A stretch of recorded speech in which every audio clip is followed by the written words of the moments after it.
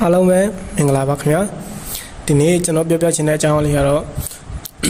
Windows 11 boosted low nive pibare. Channel boosted low mess when channel yen song. Low chat don't check here, man. Namate got channel boosted low channel window, but not channel channel channel window. I also find she about me. Nalukudi channel Rufus or else our lele she about me. Namada general window boosted low mess still shiamano. At this day, I let general Nazo 8GB shiamano, 8 cabana, 8GB shiabame. Messido, I also find it. Rufus Machideus and general, Hampelu Tamle, so I can not be up in mapper. But the mouse on general browser the cool and when I may. When we general. Window window 11 low biama people window 11 I also found a town mama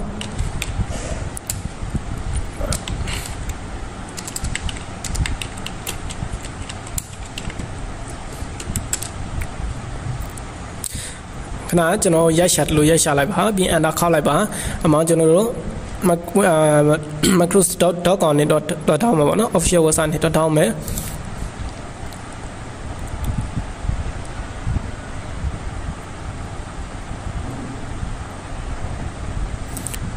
load pola is when general out sway like me. Sway the window 11 this in Missouri. Aga the select download general Chennai video window 11 the found you below being download Sunday bar. The marginal language you be a me. A marginal bow yamless or general English mona English you have me our English international me you bane about English of you ba you bro our son neighbor and the map that the local live in general the 64-bit download so nei la ba the lo pao le tat la ma mo na da chano IDM ထည့်ထားလို့ပေါ့နော်ကဲကိုယ့်ရဲ့ set ဒီ IDM မထည့်ထားအောင်ဆိုရင်ဒီအပေါ်ပဲညာဘက်တောက်ပဲဖြစ်ဖြစ်အောက်ဘက်ပဲတောက်ပဲဖြစ်ဖြစ်ဒီ download လုပ်နေတဲ့အကြောင်းတော့ပြနေမှာပေါ့နော်ကျွန်တော်ကဒီမှာ IDM ထည့်ထားတဲ့ဒီပေါက်လေးတက်လာပါကျွန်တော် start download နှိပ်လိုက်မယ်ဆိုရင်သူကစ down နေပါလိမ့်မယ်သူရဲ့ size ကတော့ 5.1 8GB တောင်ရှိရမှာနော်ကျွန်တော်ကရှိနေပြီဒါမှမလို့ကျွန်တော်မ down ပြတော့ဘူးနောက်တစ်ခုဒီကျွန်တော်တို့ခဏပြောတဲ့အတိုင်းပဲ Rufus ဆိုတဲ့ software လေးရှိရပါမယ်အဲ့တော့ကျွန်တော် Rufus ဘယ်လို down မလဲဆိုကျွန်တော်ပြပါပါ Rufus ဆိုတဲ့ Rufus လိုပဲရိုက်ရှာလိုက်ပါ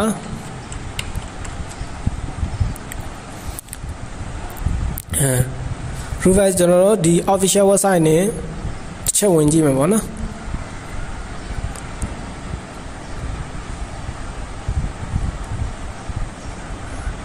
တချို့ Chrome တို့ဘာတော့တောင်းတဲ့လူတွေကဒီ official website နဲ့ download မရတာဖြစ်နေတတ်ပါတယ်အဲ့လိုမျိုးအခြေအနေမှာဆိုရင်ကျွန်တော်တို့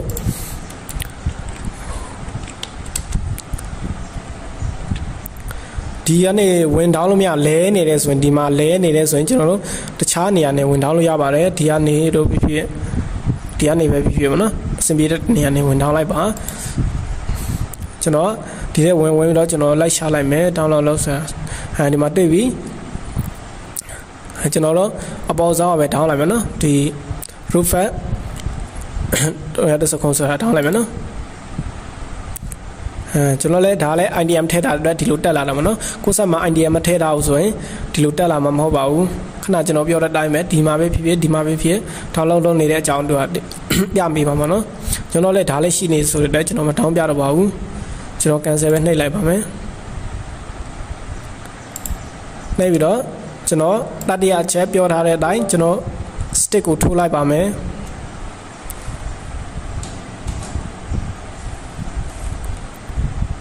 ကျွန်တော် stick ထိုးပြီးတော့ဆိုရင်ကျွန်တော်တို့စပြီးတော့လောက်တော့မှာပေါ့နော်လောက်ပါမှာပေါ့နော်အဲ့တော့အဲ့လိုမျိုးဒီလိုဆိုရင်ကျွန်တော်တို့ Rufus software ကို run လိုက်မယ်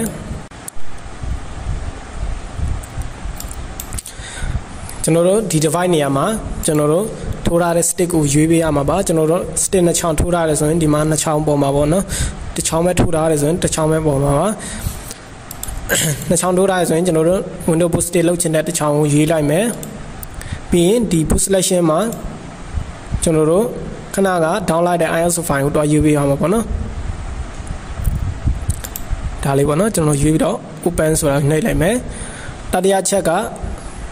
ဒီတတိယချက်အရေးကြီးတာပေါ့နော်ကျွန်တော်တို့ Windows 11 တင်မယ်ဆိုရင်ကျွန်တော်တို့ရဲ့ set ဒီ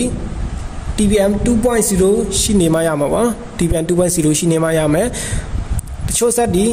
ရှိပေမဲ့ဒီ BIOS setting တွေမှာတော့ပိတ်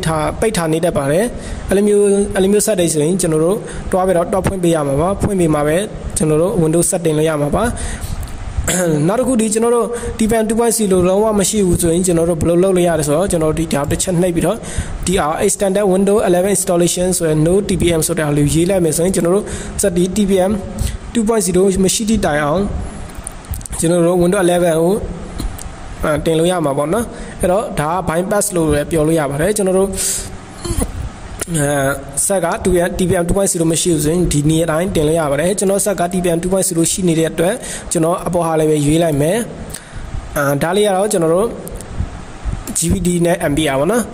ဒီကကျွန်တော်ကိုယ့်ရဲ့ဆက်ကိုလိုက်ပြီးတော့ကျွန်တော်တို့ MBR နဲ့တင်မလား GBD နဲ့လင်မလားအဲ့တော့ကိုယ့်ကိုရွေးလိုက်ရပါတယ်တချို့ဆက်တွေကျွန်တော် MBR နဲ့ပဲတင်ရတယ်ဟို GBD နဲ့မရဘူးပေါ့နော်တချို့ဆက်ကျွန်တော် GBD နဲ့ပဲရတယ် MBR လုံးဝမရတယ်ဘူးအဲ့လိုမျိုးချင်းနေမှာဆိုရင်ကိုယ် GBD ရတယ်ဆိုရင် GBD ပဲတင်ပါကျွန်တော်တော့GBD နဲ့တင်မှာပေါ့နော်ကျွန်တော် GBD ပဲရွေးလိုက်မယ်ရွေးပြီးတော့ဒီ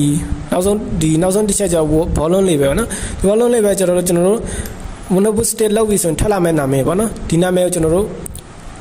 ပြောင်းလို့ရတယ်ပေါ့နော်ကျွန်တော်တို့ Windows 11လောက်မယ်ဆိုတော့ Windows 11လောက်ရေးလိုက်မယ်ဒီကကျတော့ကျွန်တော်တို့ပြောင်းခြင်းလည်းရတယ်မပြောင်းခြင်းလည်းရတယ်အရေးမကြီးပါဘူးအတိကဒီကပေါ်တုံးချက်ပါပဲဒီ state ရွေးရမယ် ISO file ရွေးရမယ်ပြီးရင်ကျွန်တော်တို့ TPM 2.0 မရှိဘူးဆိုရင်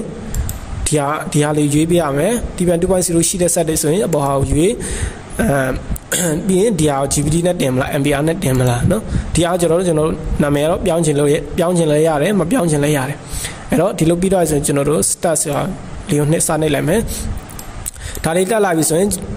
သူကကျွန်တော်တို့ဒီ state မှာရှိတဲ့ data တွေမှန်တယ်များသူဖြတ်ချမယ်ဆိုတဲ့အကြောင်းတတိလာပြတာပါကျွန်တော်တို့ဒီ state မှာကျွန်တော်တို့ data ရှိနေတယ်ဆိုရင်ကျွန်တော်တို့ data တွေကိုအရင်ကူးပါဟိုတတိပေးတာပါနော်အဲ့လိုမျိုးမဟုတ်ဆိုရင်ကိုယ့် data တွေပျောက်တော့မှာပေါ့နော်အဲ့တော့ကိုယ့် state မှာ data တွေရှိနေတယ်ဆိုရင်ကျွန်တော်တို့အဲ့ဒီ data တွေကိုအရင်ရွှေ့လိုက်မှာပေါ့နော်ဘက်ကယူထားလိုက်မှာပေါ့နော်ကျွန်တော် state မှာဘာမှမရှိတော့တဲ့ကျွန်တော် okay လေးပဲနှိပ်လိုက်မယ်တက်လိုက်မယ်ဒီအောက်မှာပေါ့နော်ဒီအစိမ်းတန်းမှာပြေးနေမှာပေါ့နော်ပြေးပြီးတော့သူကနောက်ဆုံးထိသူအဲ့လိုအစိမ်းရောင်းနဲ့နောက်ဆုံးထိရောက်သွားတယ်ဆိုရင်ပြီးတော့ဒီ cancel နေရာမှာ close လေးပြလာပြီဆိုရင်ကျွန်တော်တို့ Windows Bootable လောက်တာအောင်မြင်ပြီးဆုံးသွားတာပဲဖြစ်ပါတယ်အဲ့လိုမျိုးမဟုတ်တဲ့ဒီအစိမ်းတန်းလေးဟာအနီးပြနေတယ်ဆိုရင်ကျွန်တော်တို့ Windows Bootable လောက်တာမအောင်မြင်ပါဘူးအဲ့ဒါတခုနဲ့နေပါတော့နော်အဲ့တော့ဒီအစိမ်းတန်းလေးကိုပြေအောင်စောင့်လိုက်ဒါ9မိနစ်တော့မဟုတ်7မိနစ်ထိကြာနေတတ်ပါတယ်အဲ့လိုပြီးတော့ဆိုရင်ဒီအော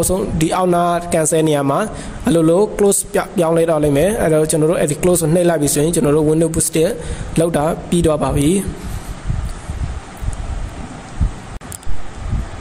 ကဲအခုဆိုရင်ဒီစိမ်းတန်းလေးလည်းပြည့်သွားပါပြီဒီမှာလည်း ready လို့ရေးသွားပြီเนาะဒီမှာလည်းခဏကျွန်တော်ပြောတဲ့အတိုင်း cancel နေရာမှာ close လေးပေါ်လာပြီမနော်အဲ့ဒီချိန်မှာကျွန်တော်တို့ဒီ close လေးနှိပ်ပေးလိုက်မယ်ဆိုရင်ကျွန်တော်တို့ bootable လောက်တာအဆင်ပြေပြေနဲ့ပြီးသွားပြီပေါ့နော်